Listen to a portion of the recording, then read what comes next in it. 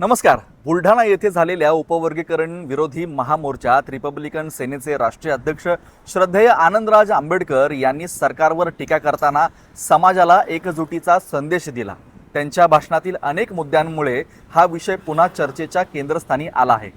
सभेत बोलताना आनंदराज आंबेडकर यांनी स्पष्ट केले की हा संघर्ष कोणत्याही समाजाविरोधात नसून शासनाच्या धोरणांविरोधात असल्याचेही त्यांचे मत आहे.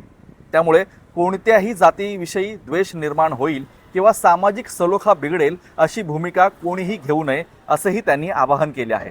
तसेच त्यांनी कार्यकर्त्यांना आणि नागरिकांना कोणत्याही महापुरुषांबाबत आक्षेपार्ह वक्तव्य किंवा टीका टाळण्याचेही आवाहन केले आहे.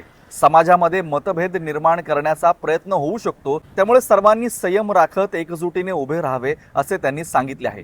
उपवर्गीकरणाच्या मुद्द्यावर बोलताना त्यांनी दावा केला की अनुसूचित जातीतील एक मोठा वर्ग या निर्णयाला विरोध करत आहे.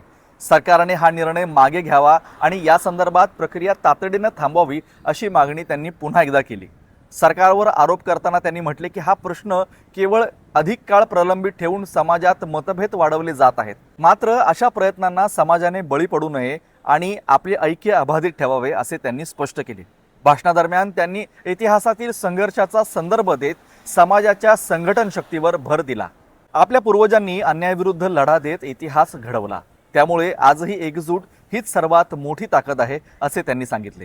त्यांच्या मते समाज एकत्र राहिला तर कोणतेही मोठे आव्हान पेलणे शक्य आहे. त्यामुळे मतभेद विसरून संविधानाच्या चौकटीत आणि लोकशाही मार्गाने आपल्या हक्कांसाठी लढा सुरू ठेवणे हे महत्त्वाचे आहे असे त्यांनी स्पष्ट केले आहे.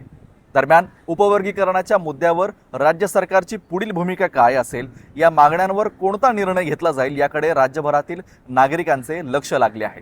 तुर्तास एवढेच. हा व्हिडिओ आवडल्यास लाईक करा, शेअर करा आणि कमेंट करायला विसरू नका. धन्यवाद.